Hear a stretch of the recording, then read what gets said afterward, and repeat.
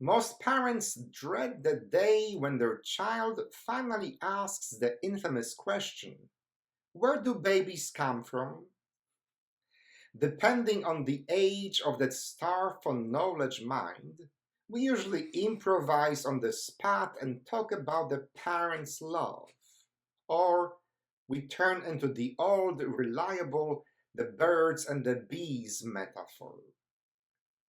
We take it for granted that nobody goes into the details of the sexual act with a 5-year-old. Not only it would be extremely inappropriate, but also not informative at all.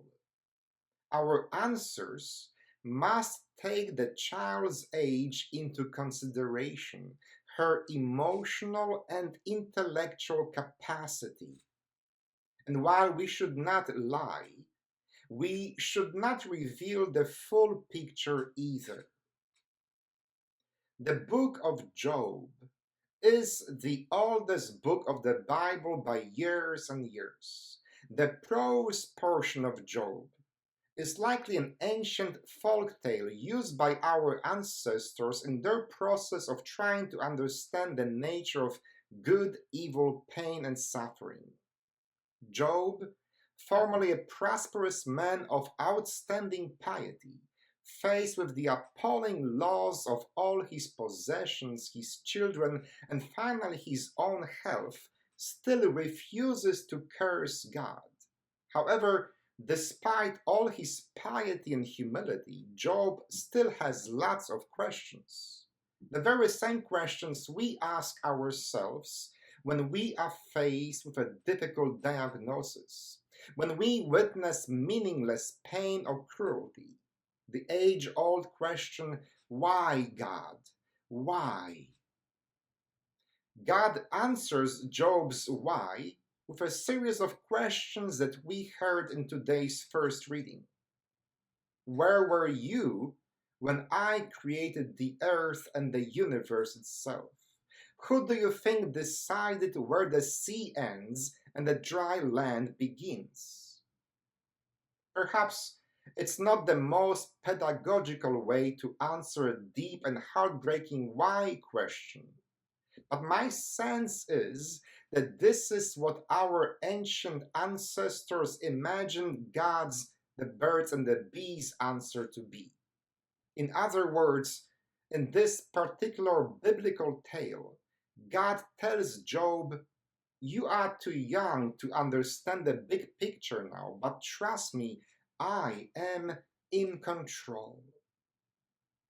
Do you remember another beautiful tale from the Hebrew scriptures? The tale of the Garden of Eden, where the first humans were invited to enjoy the fruits of every tree but one? Do you remember what was that one forbidden tree's name?